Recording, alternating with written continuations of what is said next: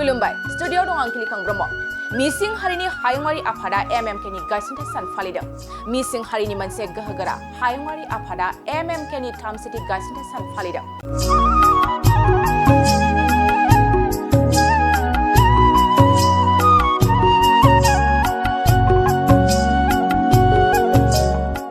बे हाबाफारियाव गाहाय आलासि महरै बाहागो लायो टीएमके नि बोसोनगिरि राजकुमार मराङा मिसिं सुबुंफोरखौ राजखान्थियारि हारिमुआरि समाजारि आरो राजखान्थियारि महरै सांग्रां खालामनो आरो बिसोरखौ सुबुंखान्थियारि आरो दावगालु बिथांखिफोर आरो बेसेनफोरनिफ्राय गोजौआव जौगाहोनो थाखाय जनायनि जारिमिनारि मुंखर सेलेक्ट मिसिं क्रिस्टि केबां सोरगिदिङाव गायसनजानाय मिसिं मिमा केबांनि 30थि गायसननाय सान फालिदों जनायनि रुगुङाव फालिजानाय ओनसोलारि आफादफोरनि आफादगिरिफ्रा फिरफिलाखौ बिरहोनायनि उनाव मिसिं मिमा केबां जनाय जिल्ला कमिटिनि आफादगिरि बबी कान्तो पेगुआ फुंबिलिनि समाव फिरफिलाखौ बिरहोयो टीएमके नि बोसोनगिरि राजकुमार मराङा गलिथारि रदं आरो केमि जेलम ओनसोलारि आफादफोरजों खुंजानाय एमएमके नि गायसनजानाय सान मावबादायाव बाहागो लानायखौ बे समाव नुनो मोननाय जादों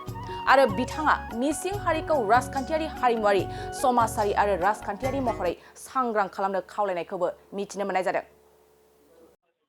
বিশেষকৈ মিচিং নিমাক কেবাংহৰ মিচিং জনগোষ্ঠীটোৰ কাৰণে সৰ্বাংগীন উন্নতিৰ কাৰণে কাম কৰাৰ দিক নিৰ্ণয় কৰা হৈছে বিশেষকৈ অৰ্থনৈতিক সামাজিক সাংস্কৃতিক আৰু ৰাজনৈতিকভাৱে মিচিং জনগোষ্ঠীটোক আমি এৱাৰনেছ কৰি জাতিটো আগুৱাই নিয়াৰ ক্ষেত্ৰত মিচিং নিমাক কেবাংৰ বলিষ্ঠ ভূমিকা আছে আৰু আজি 31 মিচিং নিমাক কেবাংৰ যি প্ৰতিষ্ঠা দিৱস এই প্ৰতিষ্ঠা দিৱসৰ আমাৰ এটা লক্ষ্য আছে যে মিচিং জনগোষ্ঠীক কেনেকৈ আমি অৰ্থনৈতিকভাৱে আগুৱাই লৈ যাম তাৰ কাৰণে আমি বিভিন্ন অঞ্চলত বিশেষকৈ আঞ্চলিক কমিটি উদ্যোগত জীৱন জীৱিকা সম্পৰ্কে এটা আলোচনা চক্ৰ নিশ্চয় কৰা হৈছে তাৰ লগতে সমাজ ব্যৱস্থা আৰু শিক্ষাৰ দিশত সাংস্কৃতিক দিশত কিধৰণে আগবঢ়াই যাব তাৰ ওপৰত আলোচনা কৰি বিভিন্ন আঞ্চলিক কমিটি উদ্যোগ গ্ৰহণ কৰিছে গতিকে মই আজিৰ দিনটোত সমগ্ৰ মিচিং জনগোষ্ঠীক আজিৰ এই কাৰ্যসূচীসমূহক সফল কৰাৰ কাৰণে বিশেষকৈ আঞ্চলিক কমিটি জিলা সমিতি আৰু মিচিং জনগণলৈ মই শুভেচ্ছা জনাইছোঁ साख्रि नागिरग्रा सुबुंफोरनि थाखाय गोजोनथाव खौरां गिबि खेबनि थाखाय आरबि मेथमेटिक्स सेन्टारा बाक्सानि सदर मसलफोराव गासै कम्पिटिटिभ एग्जामनि थाखाय गोदानै कोचिं सेन्टार बेखेवनो थांगासिनो दं जायफोर सुबुंफ्रा गोजान जायगायाव थांनानै कम्पिटिटिभ एग्जामनि थाखाय कोचिं लानो हायाखैमोन बिथांमोना बे बारनिफ्राय बे कोचिंनि खाबुखौ आरबि मेथमेटिक्स सेन्टारनि जोहै मसलफोराव मोननो हासिगोन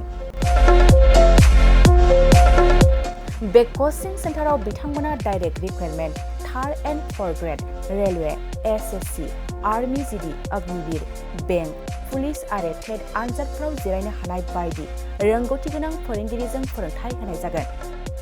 बे कोचिं सेन्टारनि सोमोन्दै आबुङै मिथिनो थाखाय 9101450597 6900584714 आरो 9365132228 जानबुं अनजिमायाव खौरां लानो हागोन